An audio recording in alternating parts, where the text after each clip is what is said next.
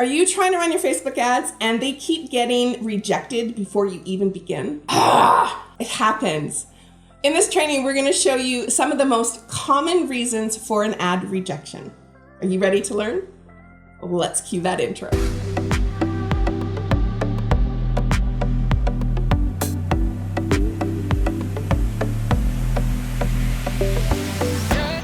My name is Kelly Sturdivant. I'm a Facebook ad strategist, and I help business owners learn and understand how Facebook ads can help them grow and convert their offers through the use of Facebook ads. As we get started, be sure to subscribe to my channel because I'm pretty cool and I have a lot of good things to share with you on a regular basis.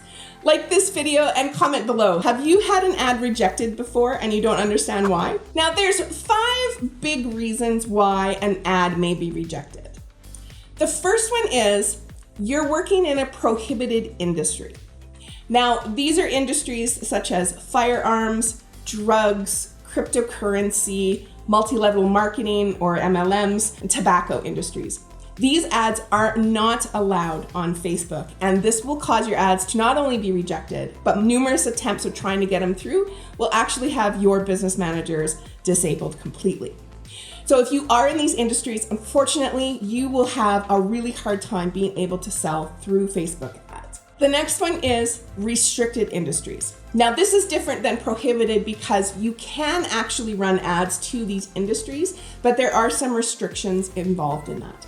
These are industries such as alcohol companies, liquor companies, political ads, dating websites, gambling, that sort of thing. So you really want to make sure you are familiar with each of these categories if you belong to them and the rules and restrictions at place. For instance, when it comes to alcohol sales, you want to make sure that your ads are only targeting the age of majority.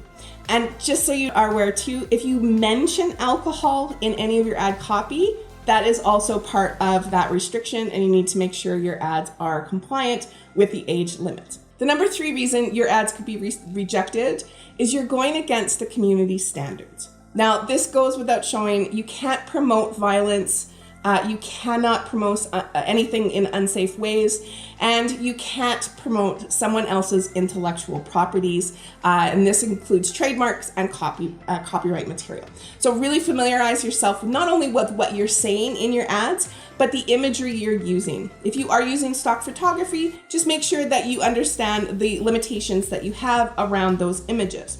And don't go scrolling the Google searches for imagery unless you fully understand what the limitations are around those images. The number 4 reason is generally copy errors.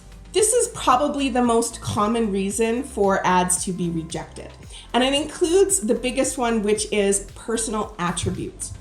You cannot call out someone's personal attributes, physical appearances, or any kind of emotional statuses through a Facebook ad unless you're doing it properly. So for instance, you can't call out anyone's age, their race, their financial statuses, anything of sort. The next thing is the you statement. This one is one that's kind of controversial because you can actually use the word you in your ads. But the key is you don't want to use it in a negative fashion. So you wouldn't want to say ads like, are you tired and frustrated with blah, blah, blah. Using you can be very powerful, but you do want to kind of limit it that you're not constantly finger pointing you in your ad copy. The next one that gets a lot of flack is actually using the term Facebook or Instagram in your ads. Now, believe it or not, you can actually say the words in your advertising. You cannot say FB or IG in your ads. That is not part of the copyright allowed with those words. Just keep in mind, if you are using Facebook or Instagram in your copy, you would want to have the trademark, registered trademark symbol next to that word because again, it is their property and you don't have the right to use that unless it's there. The other thing with those is that it can't be the main focus of your copy. So you can't use Facebook as like you're a partner with them or Instagram and that you're best buddies or anything like that. But for instance, I am a Facebook ad strategist, so I can use the term Facebook when I'm talking about certain opt-ins or lead magnets that I have that are in relation to Facebook ads. but I can't make it that big focus as if it makes it look like I'm a partner with Facebook. The last thing in the copy is poor writing skills. Now, this is not just, really frustrating sentences that don't make sense or they're very run on or anything like that. This can also include using too much capitalization, using too many emojis, or using too much punctuation. Now, you can use these things in your ad copy, but it's with caution and care. You cannot write out an entire paragraph full of captions, nor do you want to use emojis to replace words in your copy. You can use it to enhance the messaging behind it, but you can't use it as a straight one-to-one copy for that. And it goes to show with punctuation, unfortunately, you can't have an entire long line of exclamation marks or question marks. These are just poor writing, and most people find these are the main reasons for a negative ad experience. And of course, Facebook wants to make sure all of their users have positive experiences with their ads. Finally, the last reason that your ads may be rejected is actually your landing page or your URL that you're driving traffic to. Now, it goes to show that Facebook not only reviews the ad image, the ad copy itself, but it actually reviews the landing page you're directing people to. So it needs to be compliant. It needs to follow the same terms and services that Facebook lines out for all of the ads. The URL is also important, and sometimes we just make errors in that URL, so you want to make sure that there's no typos and that URL doesn't redirect to something completely inconspicuous. Now, there's been a lot of talk about whether you can use bit.ly links or pretty links and whatnot in your ads, and the answer is some are perfectly fine to be used. However, it has been shown in the past, Facebook is not usually friendly to bit.ly links itself.